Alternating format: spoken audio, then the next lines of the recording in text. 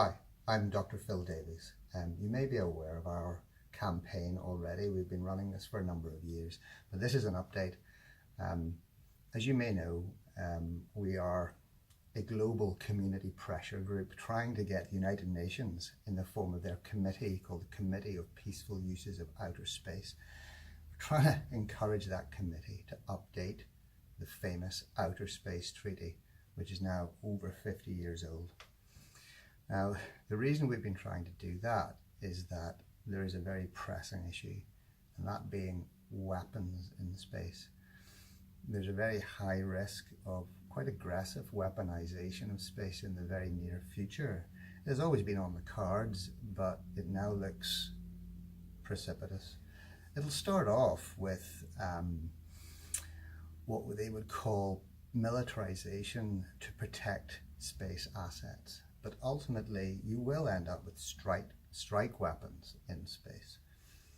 And it is a bit of a slippery slope from them into much more severe weapons, perhaps even new weapons, but this also includes nuclear weaponry. Now, there is only one law that stops nuclear weaponization of space, and that is the Outer Space Treaty. All the other attempts at law really haven't worked. So this is it. And it's kind of hanging by a strand. It was thought up in the mid to late 60s, and it is an amazing law. It's a treaty that has a number of aspects to it, but it is a child of its time. It struggles to truly apply to the modern world, where now we have space exploitation on the cards. So it doesn't really accommodate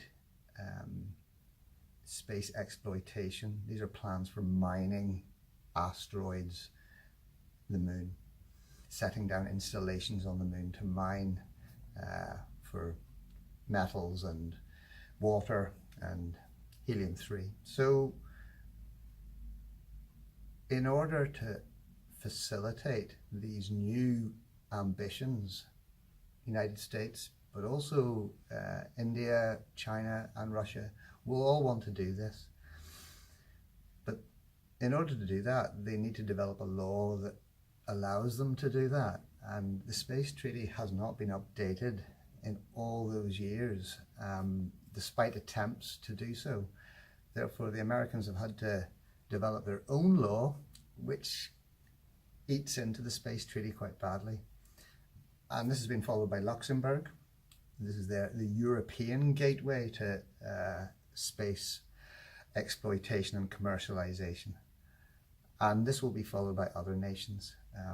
Now, unfortunately, that erodes the Outer Space Treaty. And the next thing that's going to erode the Outer Space Treaty is the weaponization that will happen in the near future.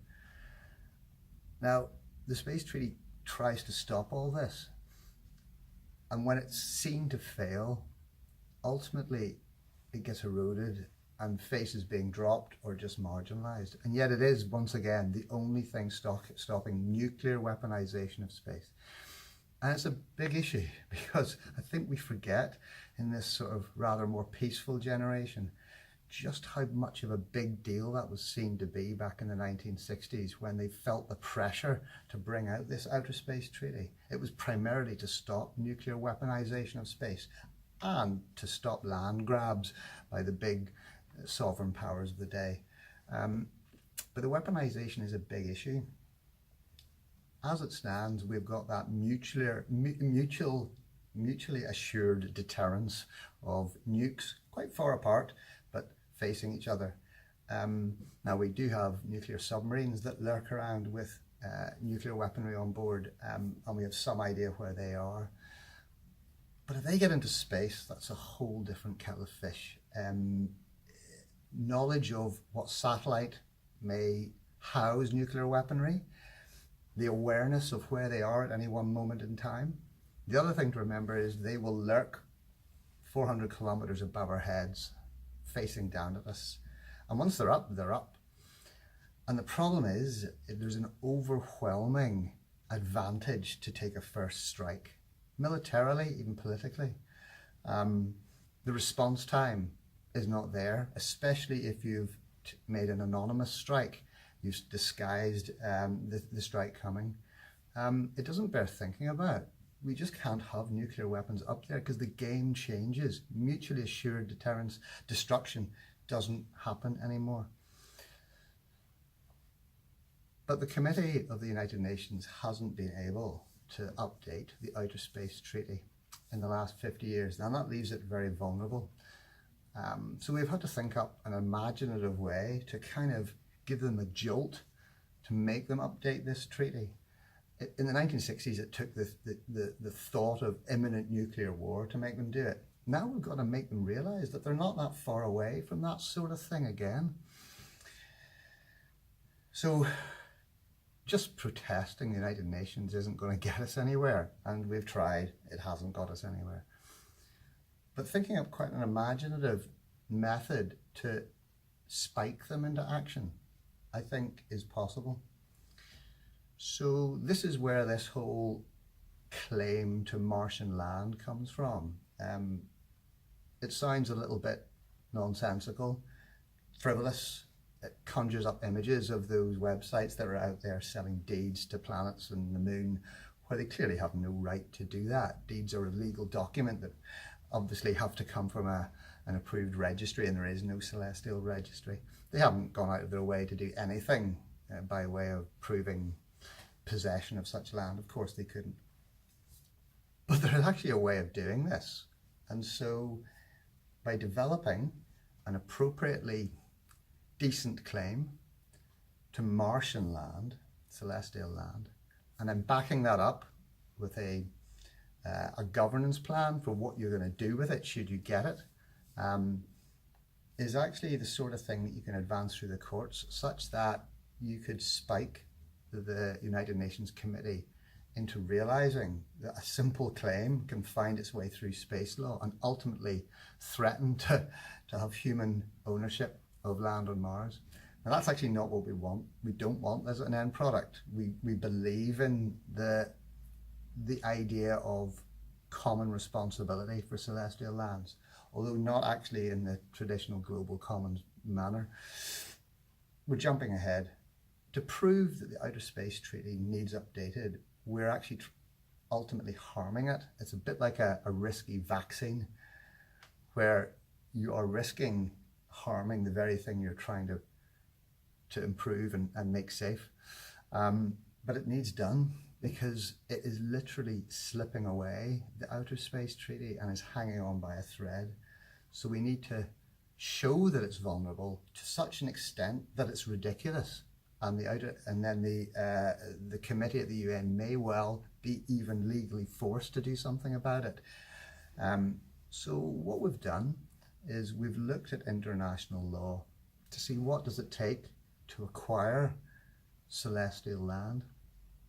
Now there isn't really a guideline to that, but what we do have is international law that already is written down.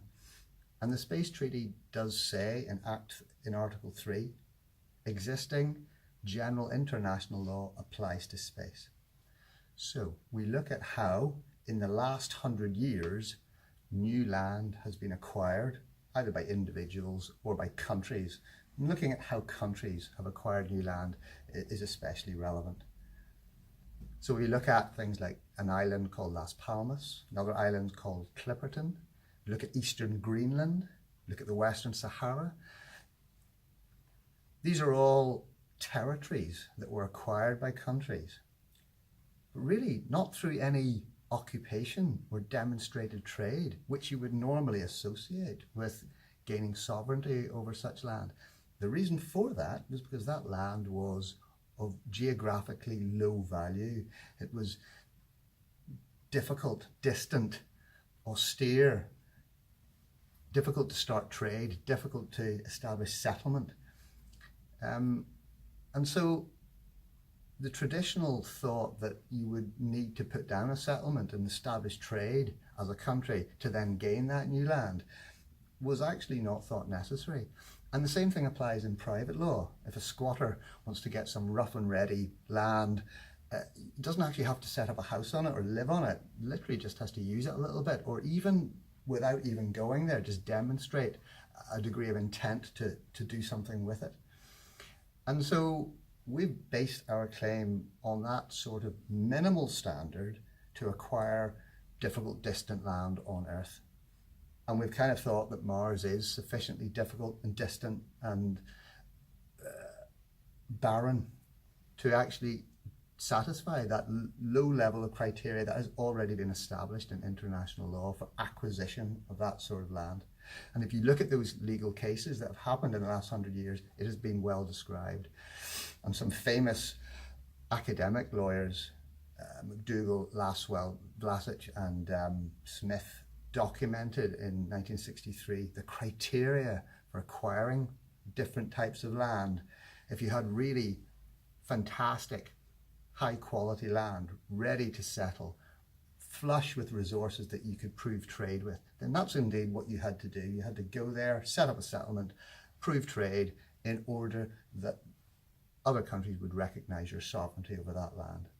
When it came to the rough and ready land, you didn't even have to go there and settle, as was proven in those legal cases. You literally just had to show intent and some early preparatory methods to make the land a little bit better and ready for your future settlement.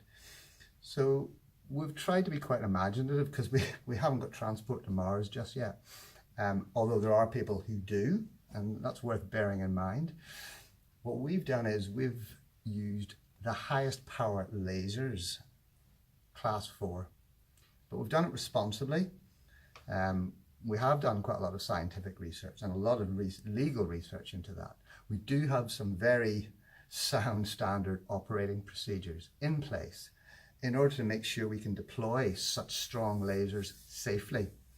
They're attached to astronomical telescopes that have a tracking mount that we focus on Mars.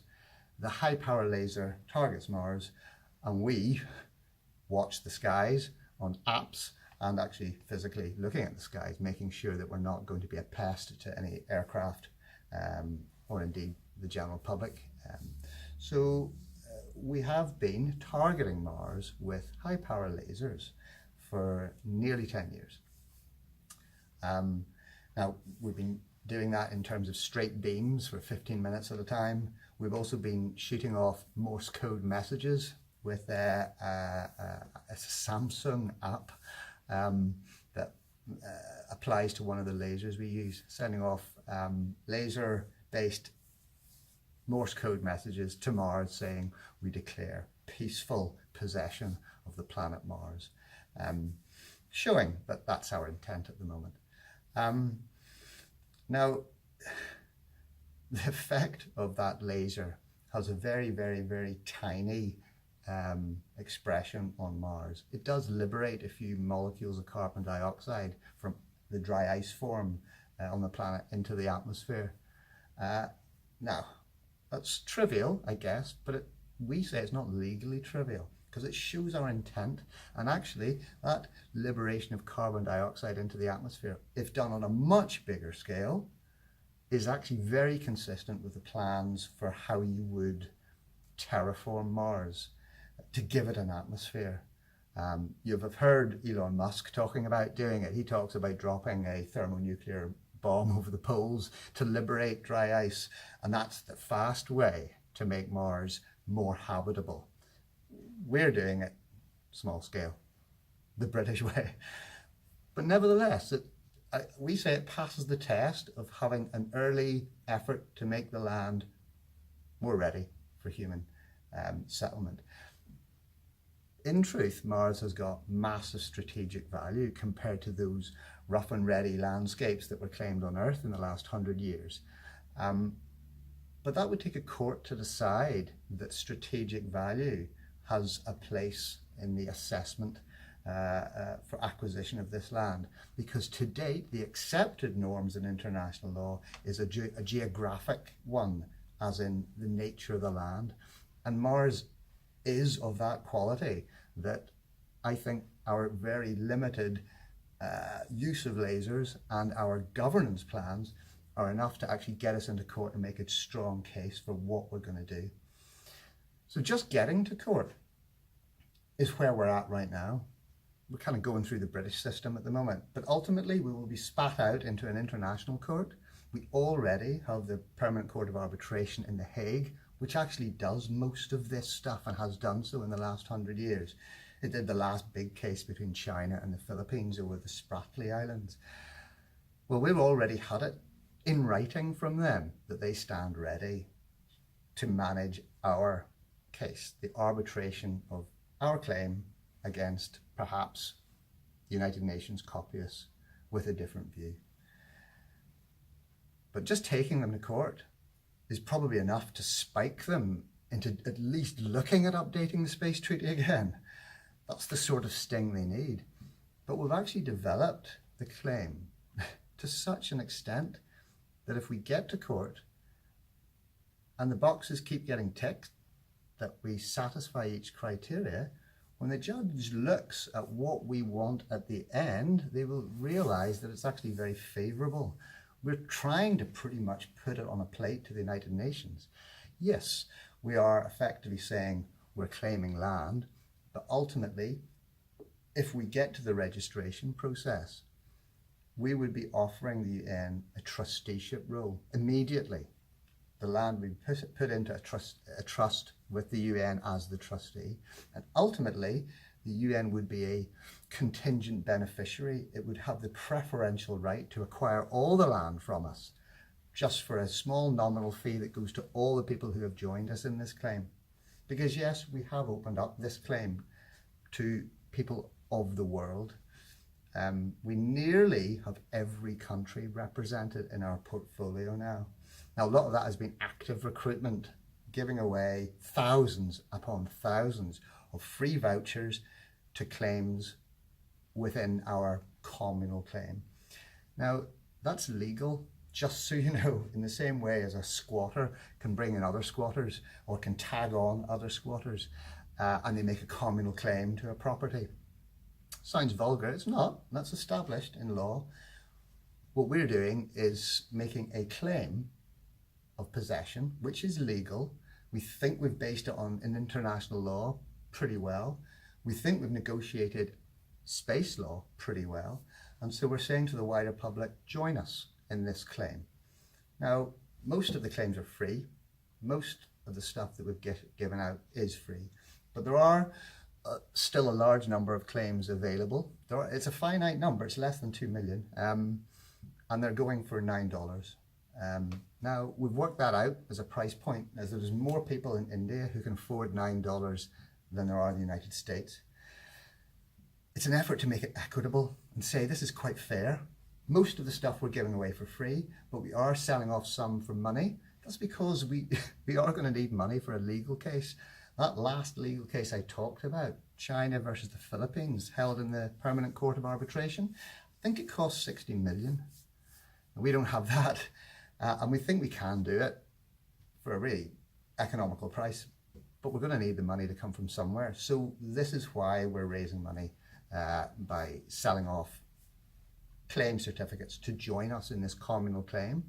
The communal claim is based on a single act of possession that I am carrying out primarily using the lasers and the telescopes, etc. That's legitimate. But we have everyone joining us, then ultimately we have to make sure that they're on board with us with regards to our plan. So they recognize, our fellow claimants recognize that we are saying to the UN, if you want all these claims in one place and you can take ownership of them and either rip them up or actually hold on as a trustee for all land on Mars, then do so. But if you don't recognize that, then our claim will actually stand up. And then we would have to do something about it.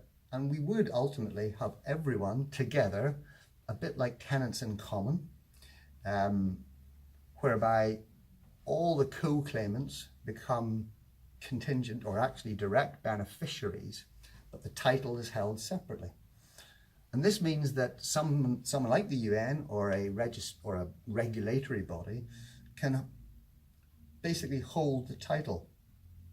In common law, ownership is about a bundle of rights, and you can have eminent domain, or you can have title ownership in a trustee who has authority over what happens with the land.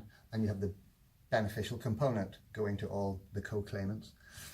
So that's all on offer, and ultimately, if the UN didn't want any part of this, we would end up with a lot of co-owners, but everyone would be obliged to hold the land as common land initially, until such time in the future that there's a regulatory body in place, which we are trying to push for, but a regulatory body in place to manage space assets. At that time, then it may be possible for the land to actually become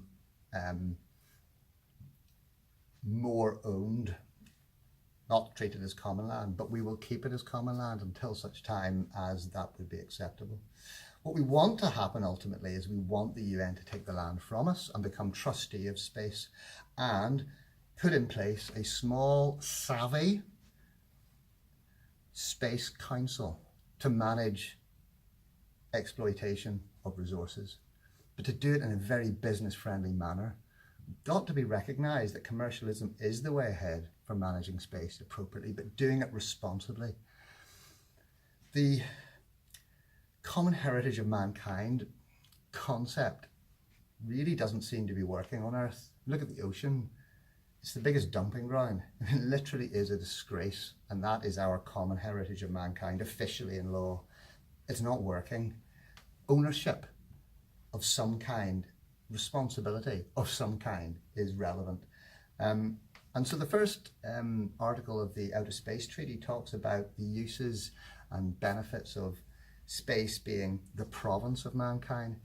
I get that, but province doesn't just mean benefit, it means responsibility.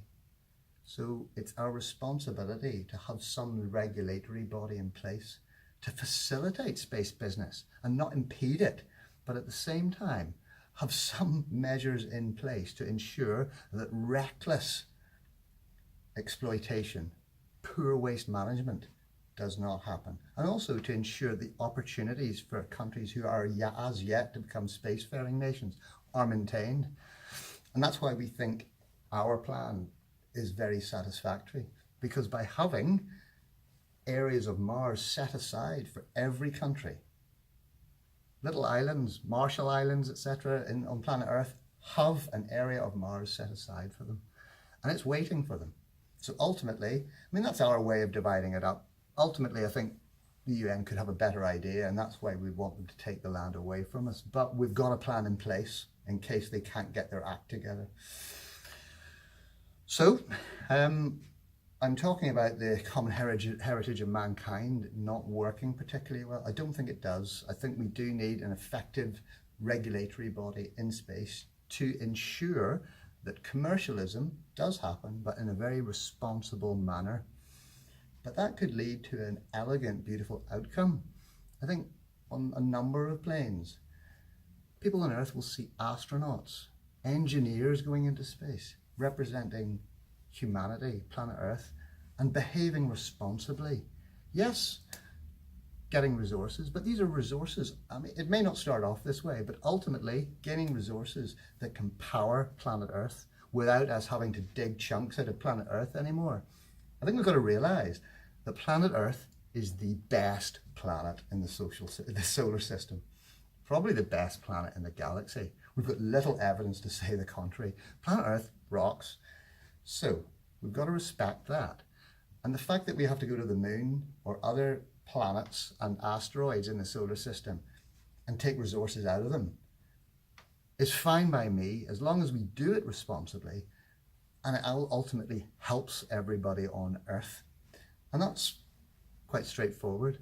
But if we can set a good example in space, then people can see astronauts managing space responsibly. And that is a connection. It's an inspiration. People can then adjust their lives on Earth a bit better to reflect that. We'll be better recyclers.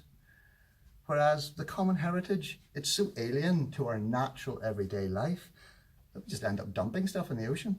And I think that will apply to space. It's not even workable commercially, frankly, but that's not up to us. We're not here to sort of drive a political vision for space. Really, this is all about making space safe again, making the Outer Space Treaty a better thing again. update it so that it has strength against nuclear weapons. It actually has strength against all weapons. Do we really need weapons up there?